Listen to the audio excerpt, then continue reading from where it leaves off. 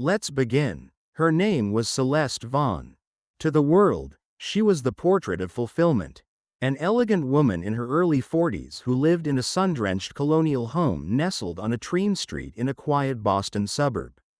She had two beautiful daughters, a thriving garden, and a husband everyone admired. Her life looked like the kind that Hallmark movies were made of. But stillness doesn't always mean peace. Something had begun to shift deep inside her. It didn't come as a thunderbolt. It came quietly, an itch, a question. Was this it? Was she done being seen, being desired, being alive? Her husband, Marcus Vaughn, was a man of principle, steady, soft-spoken, brilliant. He built a tech support firm from the ground up and still fixed their daughters' laptops on Sunday mornings in his robe. Celeste never once caught him looking at another woman. He worshipped her and she respected him, even loved him. But something was missing. It started with small things. Her gaze lingering too long on a charismatic consultant at work. Tran Callahan, a man 10 years her junior with snooched hair and a mischievous grin. He was witty, effortlessly confident, and didn't carry the weight of fatherhood or mortgage payments behind his eyes. One conversation turned into two.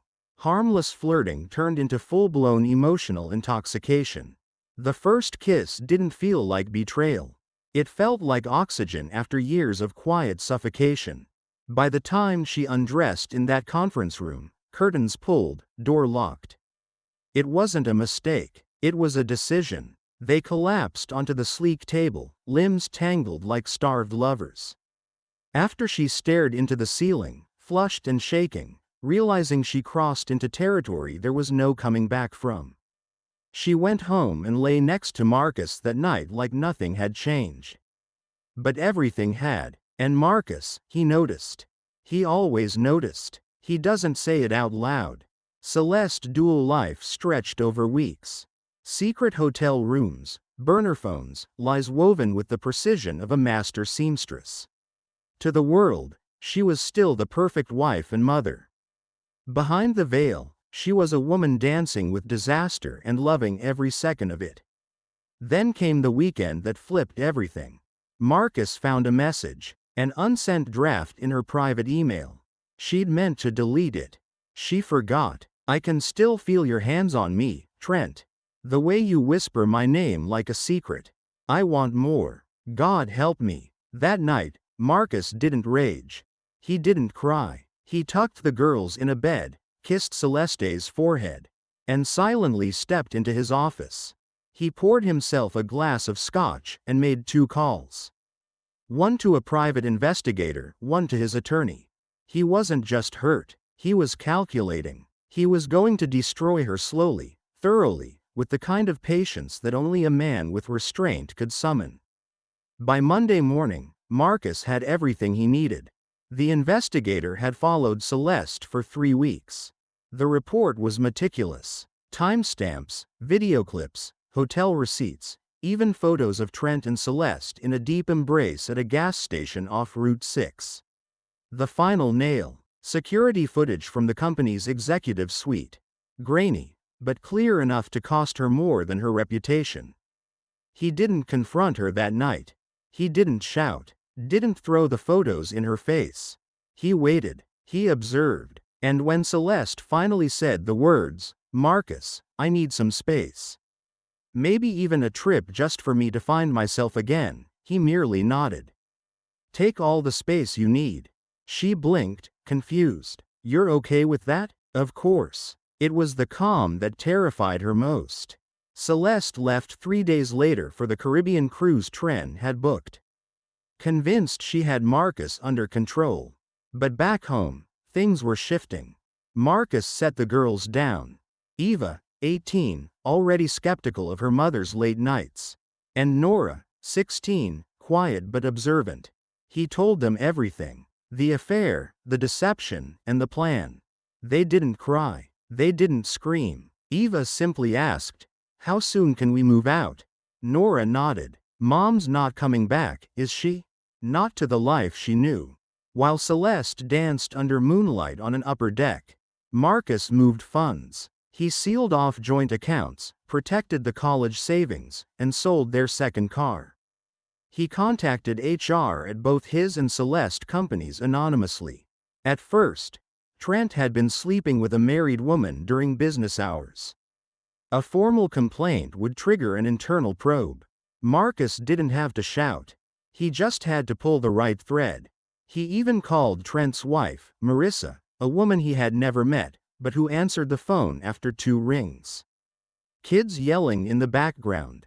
"You should sit down," Marcus had said. Marissa didn't even cry. "I knew it. I just couldn't prove it." The next morning, Trent's belongings were tossed onto the lawn. Marcus was building a storm. And when Celeste returned, sun-kissed and giddy, ready to pretend nothing had changed, she found the locks changed, the girls gone, and an envelope on the porch. Inside, divorce papers, a note in Marcus's tidy handwriting. "Don't worry about knocking. You're not locked out. You just no longer welcome in."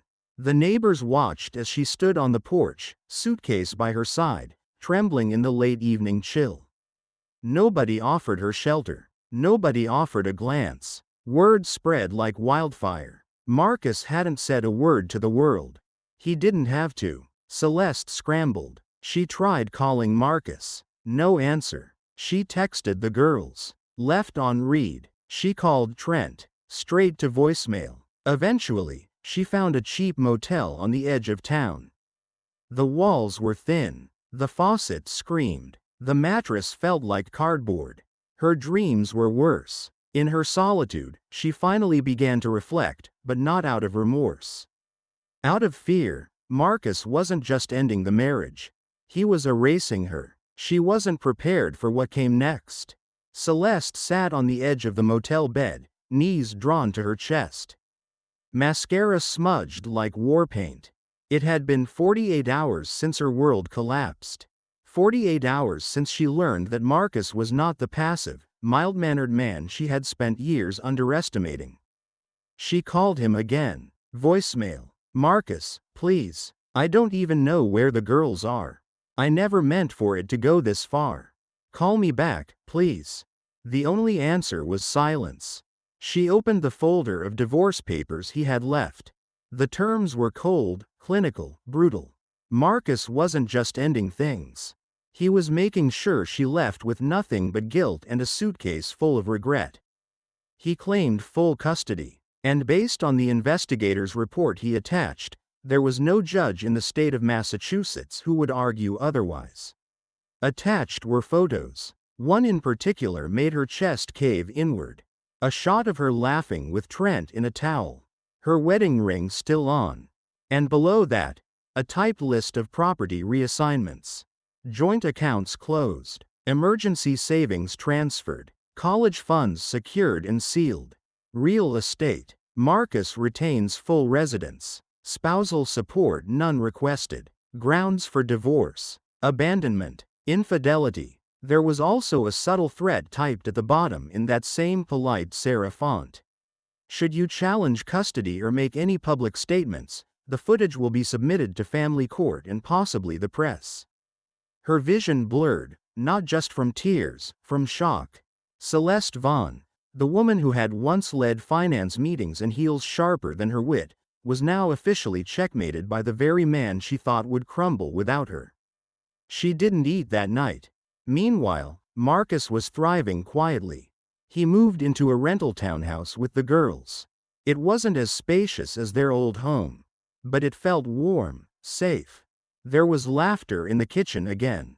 Music played during dinner prep, and most nights, Marcus took a walk with Eva or helped Nora finish her physics homework.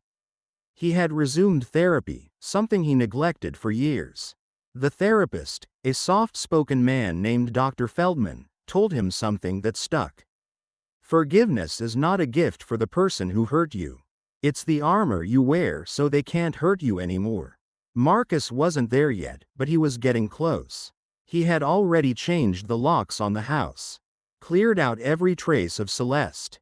Donated her clothes. Box of photos. Only one remained. A picture of the girls on the front lawn holding a sign that said, "Welcome home, Daddy." It stayed in his wallet. Celeste, meanwhile, tried to cling to whatever scraps of her life were left. Her job had quietly terminated her on the grounds of conduct unbecoming. She fought it, but the company had airtight internal codes, and Marcus had already shared damning proof with HR. Trent had been let go the same week. The affair had spread through the office like a virus. Her LinkedIn profile was flooded with awkward silence. Even her friends stopped replying. She tried calling one of them, Rachel, her old Pilates partner. "You lied to us, Cel. You talked about Marcus like he was boring, but that man worshipped you. You said you were soul-searching. Turns out you were just hotel hopping." Click. Celeste finally reached out to Marissa, Trent's now ex-wife. Marissa's voice was surprisingly calm. "You didn't just blow up your life, Celeste. You made sure you scorched mine in the process. But don't worry, I'm healing. I hope someday you can say the same." Late one night, Celeste found herself scrolling through photos on her phone. A family picnic. Marcus kissing her temple while Nora chased fireflies. Eva asleep on a beach chair, freckles dusted across her cheeks. She had everything and traded it for a man who hadn't even answered her texts in 4 days. Her phone buzzed a single message from Trent. "Can I stay with you tonight?" Got nowhere else to go. She stared at the screen, typed, erased, typed again, then turned off her phone. The following morning, Celeste stood in front of the cracked motel mirror, brushing her hair with robotic strokes. Each strand caught and tugged against the brush's teeth, but she barely noticed.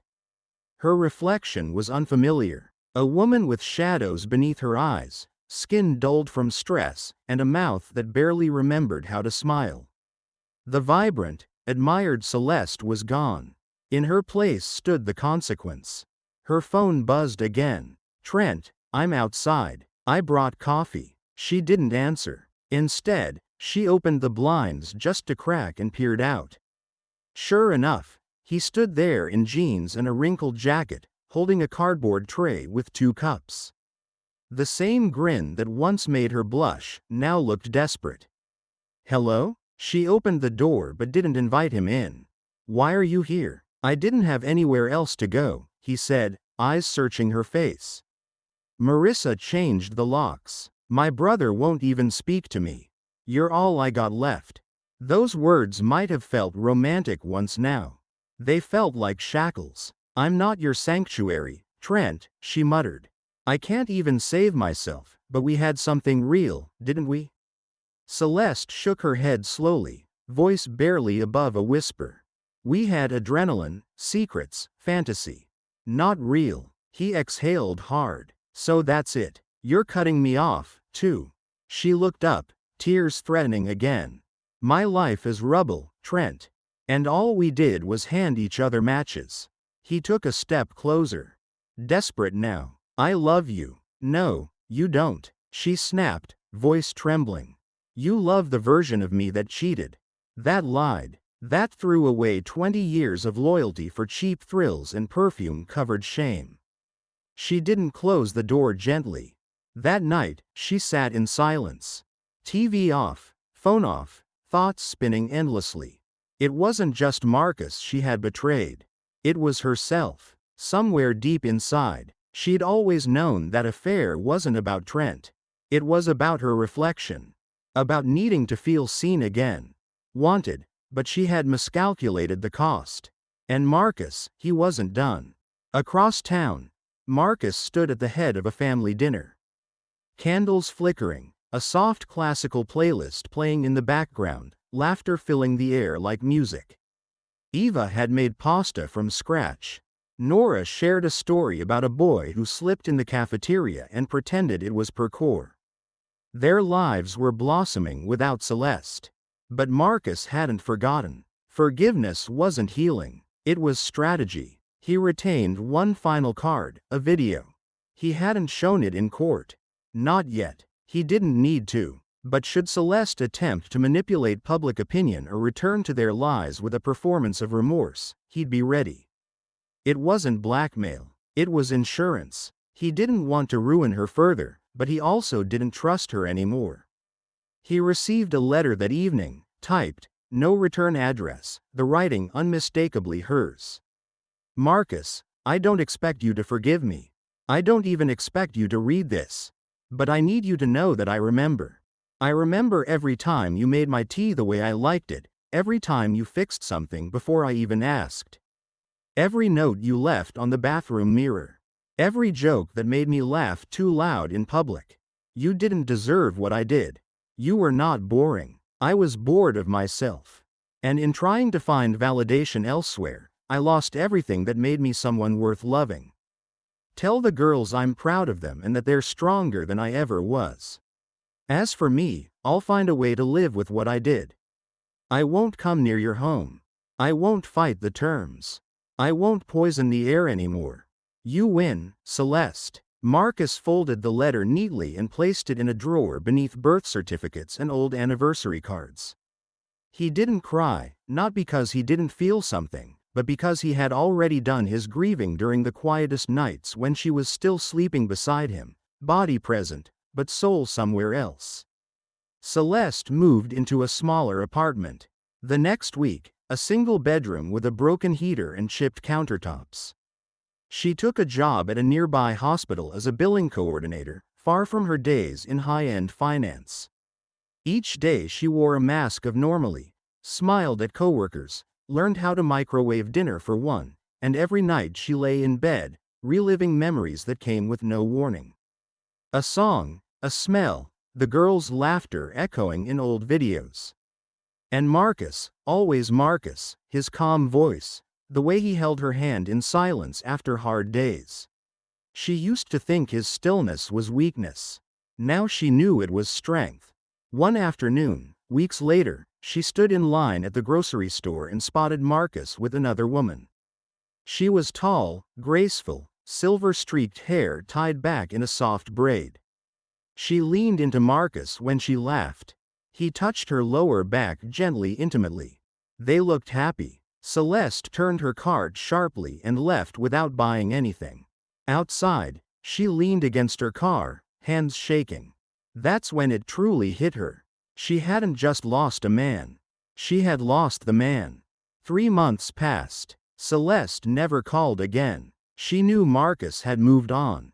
The woman from the grocery store. Her name was Rachel Dempsey, a high school English teacher. Divorced, honest, kind. She and Marcus weren't rushing anything. But the comfort between them was natural. No pretense, no lies. The girls liked her. That's what broke Celeste most. Not that Marcus was rebuilding, but that her daughters were okay without her. She still tried to stay in touch. A birthday message here, a thinking of you note there. Eva responded once with a simple, "We're doing well. Please don't text anymore." Celeste didn't reply. She got up each morning, made her coffee, rode the subway to the hospital, did her job, walked home, ate alone, slept alone. She wasn't poor, she wasn't homeless, but she was forgotten. The world moved on, and it didn't take her with it. One night she found an old wedding album. She flipped through it slowly. There was Marcus, younger, smiling with his whole heart. She touched the photo lightly. "I ruined you," she whispered to no one. Across the city, Marcus sat with Rachel on the back porch of their townhouse. He laughed more now, slept better. The house was filled with warmth again. He never showed anyone the video. He never sent it to the press. He didn't need to. His silence was louder than revenge and more powerful.